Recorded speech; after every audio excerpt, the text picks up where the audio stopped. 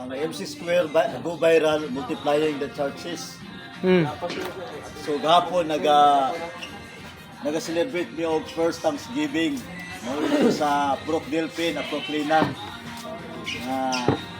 Tungod na sa go viral no. Primero na symbolize siya.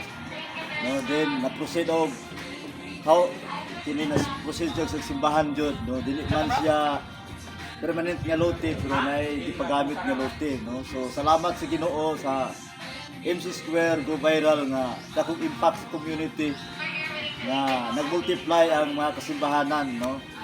So ang learning nga nakuha namo sa go viral is to evangelize unsaved people no in the community.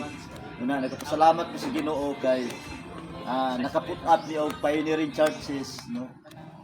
Tungod sa PMJ Permit Touring Group nga gi-provide sa CCF o sa ICF. So dalaygon ang Ginoo iya ang himaya og dungog. Yes.